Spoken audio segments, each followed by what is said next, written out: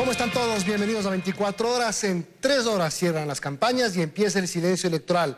Los candidatos a esta hora hacen intensos recorridos y concentraciones. Hola, Diana. Milton, amigos, buenas noches. Así es, vamos a empezar a revisar los cierres de campaña y lo hacemos en Quito, donde a esta hora se produce la concentración del Acuerdo Nacional por el Cambio que auspicia a Paco Moncayo. Ana María Cañizares nos va a contar en vivo. Empezamos con Opción 2017.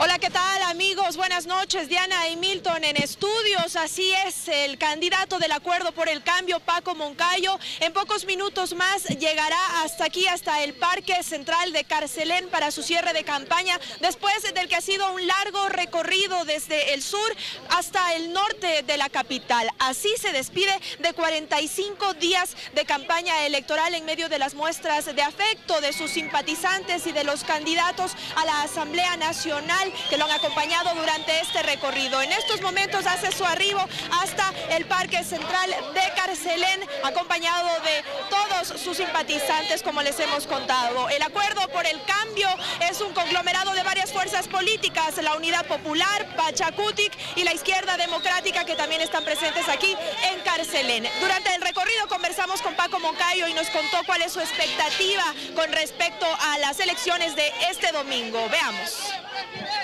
Estamos muy contentos, muy felices, vemos la respuesta que hay en la gente. Vamos a la segunda vuelta. El único que le puede ganar a Lenin es Paco Moncayo y la gente sabe, por eso ese apoyo. Aquí anoche en Guayaquil ustedes vieron, fue apoteósico, y antes en Portoviejo y en Cuenca y en cada parte que hemos estado. Bien, esas eran las reacciones de Paco Moncayo durante el recorrido por la caravana de sur a norte de Quito. Aquí ya se concentra para lo que será un evento con juegos pirotécnicos y Paco Moncayo se despide entonces de 45 días de campaña electoral. El domingo cumplirá una intensa agenda, irá a votar y también estará reunido en la sede de la Izquierda Democrática para recibir allí los resultados de las elecciones del 19 de febrero. Esta es la información, volvemos a los estudios. Una buena noche para todos. Gracias, Ana María, por el informe desde Carcelén, en el norte de Quito. Vámonos a Guayaquil, donde a esta hora el candidato de Alianza País, Lenín Moreno, cierra su campaña. Luisa María Heredia nos informa en directo. Hola, Luisa María. Así es, Milton, muy buenas noches. En compañía de todos los candidatos asambleístas y parlamentarios andinos, el binomio oficialista conformado por Lenín Moreno y Jorge Glass encabeza un gran cierre de campaña aquí en una de las avenidas principales del sur-centro de la ciudad de Guayaquil. Respecto a las actividades que cumplió el candidato Moreno durante el día, les hemos preparado un reportaje. Antes de arribar a Guayaquil, en este último día de actividades proselitistas, el candidato oficialista Lenín Moreno recorrió la ciudad de Babahoyo en una multitudinaria caravana. El cariño inmenso del pueblo de Babahoyo y de los Ríos. Desde allí promovió su plan de gobierno que dijo prevé explotar la vocación económica de cada territorio para potenciar la apertura de nuevas plazas de empleo. Durante esta jornada en Los Ríos, la quinta provincia con mayor número de electores, Moreno ofreció construir un Ecuador aún más justo y solidario, del que cree se ha logrado con la Revolución Ciudadana. Luego del evento, el aspirante a Carondelet asistió a una entrevista con prensa local y de inmediato se trasladó a Guayaquil para pasadas las 18:30 hacer su entrada triunfal a esta gran concentración de cierre de campaña. Un evento multitudinario, sin duda, amigos televidentes, en el que han habido varias presentaciones artísticas ya y en estos momentos inician recién las declaraciones de los candidatos. Se espera pues la intervención del candidato oficialista Lenín. Es todo lo que puedo informarte desde acá, Diana. Adelante, estudios. Gracias, Luisa María, y vamos enseguida hasta el Centro de Convenciones de Guayaquil. Allí el candidato presidencial de Creo, Guillermo Lasso, realiza su cierre a esta hora. El contacto es con Luis Antonio Ruiz. Buenas noches. ¿Que te quieren cobrar más impuestos o votas por el cambio? ¿Qué tal, amigos, con la certeza de que estará en la segunda vuelta, Guillermo Lasso está cerrando su campaña aquí en los patios del Centro de Convenciones de Guayaquil. La única duda que tiene, según él, es que esté primero o no en esa segunda vuelta. En todo caso, el llamado que hace el candidato de Creo es a la oposición, al general Paco Moncayo y a la candidata Cynthia Viteri, que se unan a su idea. Escuchemos.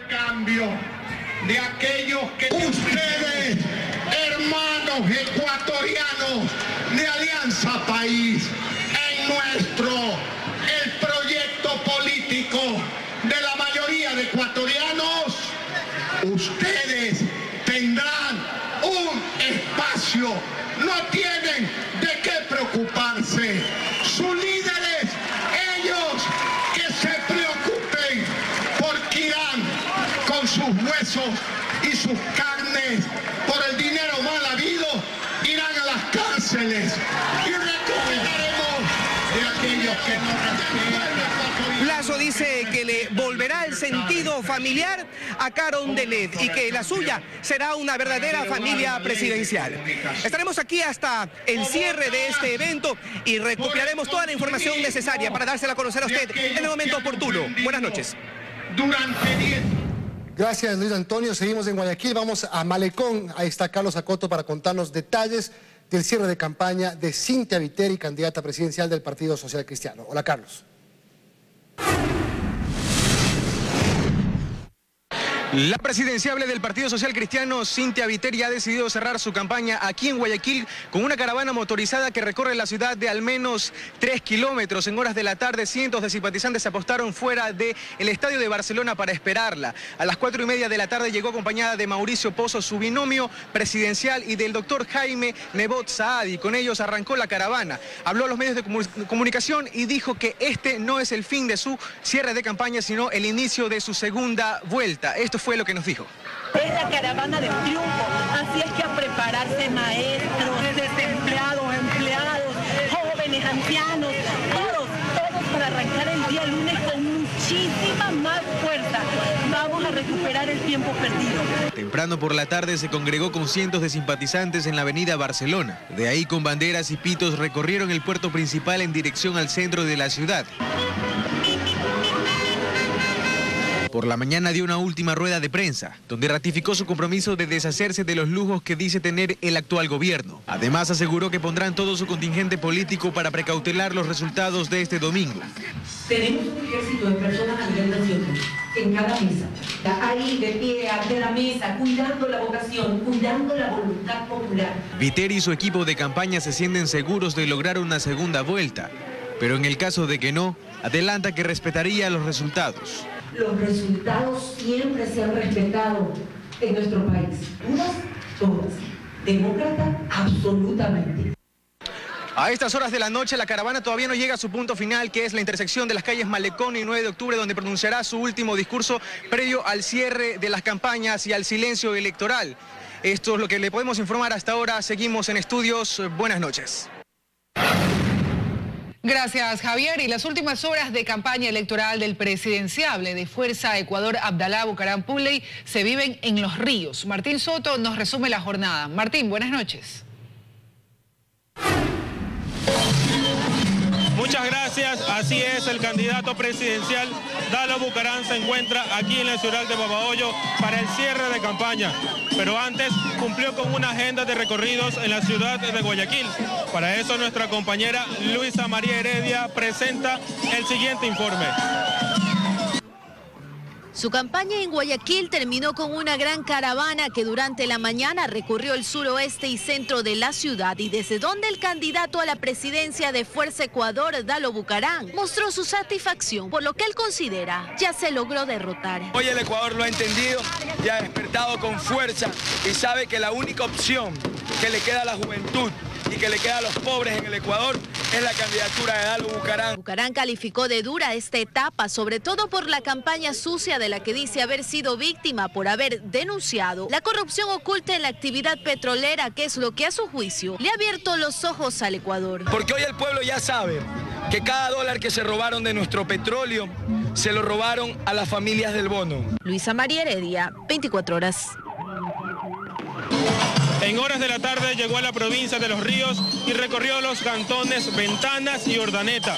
Finalmente llegó hasta aquí, la ciudad de Babahoyo, para el cierre de su campaña.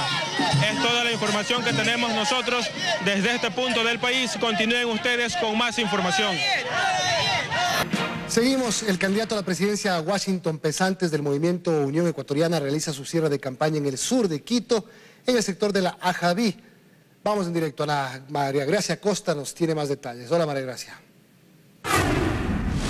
Gracias, amigos, ¿qué tal? Buenas noches. Otro cierre de campaña que concluye estos 45 días en los que los candidatos han recorrido el país. Acá en el sector del IES Food, en el sur de Quito, está cerrando su campaña electoral el candidato presidencial por Unión Ecuatoriana, Washington Pesantes. Él realizó una caravana conjuntamente con todos sus partidarios que empezó en la zona norte de la capital, específicamente en Calderón. Recorrió el sector, pasó por el centro histórico de Quito y arribó finalmente acá, donde una tarima lo esperaba y él expresó y recordó sus propuestas presidenciales. Escuchemos. Esa es la mejor demostración que el pueblo quiere un cambio. El pueblo les dice no a los de hoy que quieren ir por más y les dice no a los de antes que quieren lo mismo. Unos y otros son los culpables de la situación crítica en lo económico, en lo moral que vive la patria, y por eso apoya una opción distinta de gente nueva y diferente. En el evento de campaña de Washington Pesantes lo acompañaron también varios de los candidatos a otras dignidades como Asamblea Nacional. Aquí hubo también un show artístico mientras los simpatizantes esperaban su llegada. Concluyen de esta manera los 45 días de campaña de esta organización política, Unión Ecuatoriana. Ese es nuestro informe desde el sur de Quito. Siguen ustedes con más en Estudios. Una buena noche. Buenas noches, María Gracia. Mientras tanto, el candidato por el movimiento Compromiso Social concentró sus actividades proselitistas de último día en Quito. Iván Espinel firmó un compromiso con las organizaciones de lucha contra el cáncer y más tarde llegó al sur de la capital para el evento oficial de cierre de campaña. El intenso recorrido de los 45 días de campaña presidencial de Iván Espinel de Compromiso Social termina en Quito rodeado de sus simpatizantes en el sector de la Villa Flora. Es otro de los presidenciables optimistas en su carrera electoral, que ha hecho compromisos no solo de campaña. Horas antes del cierre en el sur de Quito, llegó con su círculo íntimo de colaboradores hasta la Fundación Vida, Unidos contra el Cáncer. Es bien difícil y en verdad hay que ser bien valiente para salir de ella. El denominado Acuerdo contra el Cáncer ha reunido a todos los candidatos para comprometerlos en su lucha. Hemos logrado que 8 de los 8 candidatos a la presidencia nos pongamos de acuerdo en la importancia de tener una mirada mucho más compasiva, mucho más humana, con los pacientes que el día de hoy lastimosamente están peleando solos contra esta enfermedad. El candidato esta vez firmó su compromiso. Yo sé la realidad, yo he trabajado en los hospitales, he visto la necesidad. Hemos corrido muchas veces a comprar la medicina a un paciente que no ha tenido y que clama por algo. Aprovechemos el día de hoy, podemos hacer cosas importantes. Te dicen no, pero un cierre de campaña más moderado, al igual que el resto de candidatos, lo hizo en el sur de Quito como escenario y espera así la voluntad popular. En Quito, Fausto Yepes, 24 horas. Y el candidato presidencial de Sociedad Patriótica, Patricio Zuquilanda, recorrió esta mañana varios cantones del Guayas y cerró su jornada en Durán. Nosotros somos coherentes.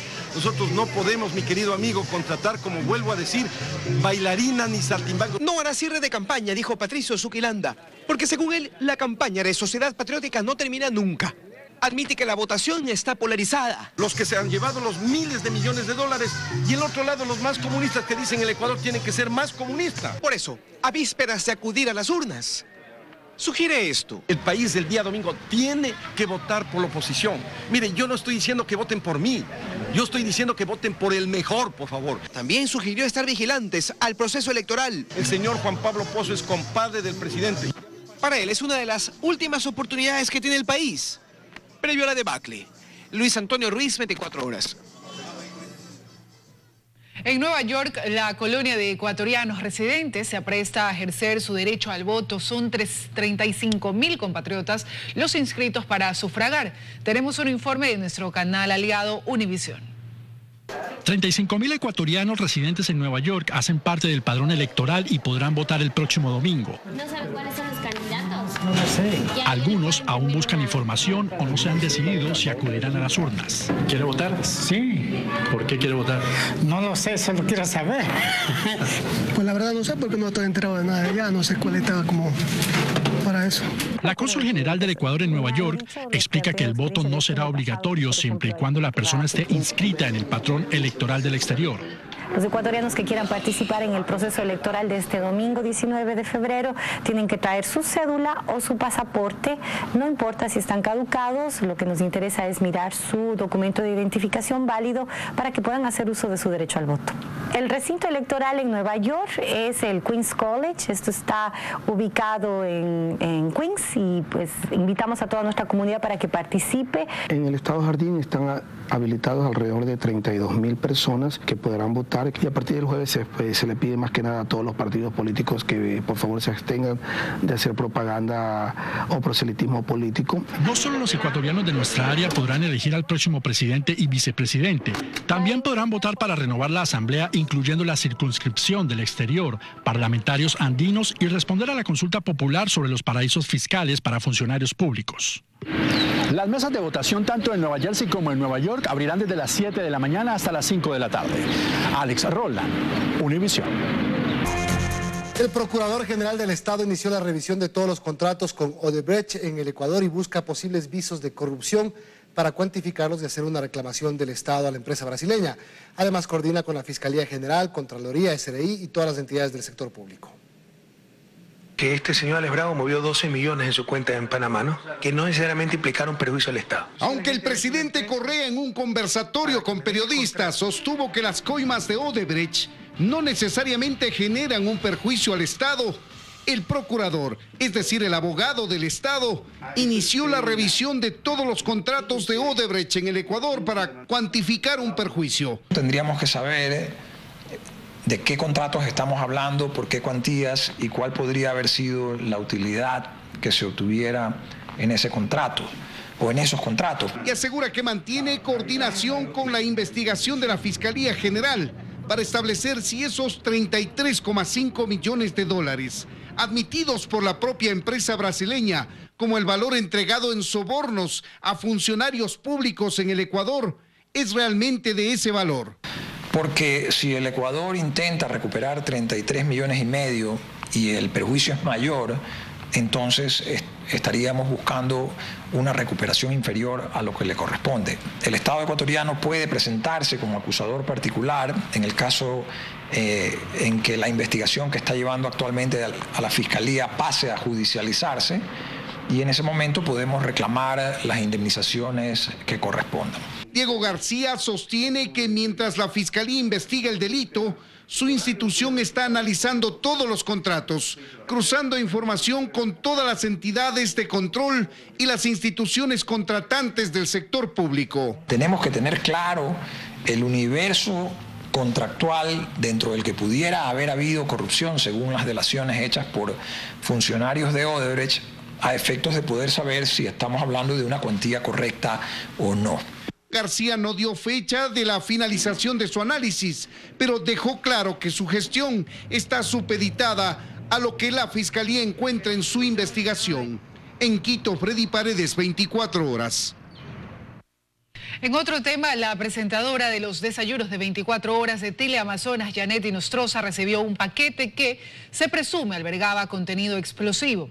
La periodista no sufrió lesiones y la policía desarticuló la cápsula detonante del paquete. Una cápsula detonante que yacía en este empaque de CD dirigido a la periodista Janet Inostroza, sobre el que se lee el mensaje: ¿quiénes están atrás de la corrupción? Pruebas irrefutables. Agitó el ambiente en la sede de Teleamazonas Quito esta mañana. El material de posible carácter explosivo llevó a la Policía Nacional a evacuar del edificio a los trabajadores del medio. El sobre recibió el señor guardia de G4 y con consigna que era para Janet Inostroza. Entonces lo dejamos ahí en la parte de la recepción todo el día.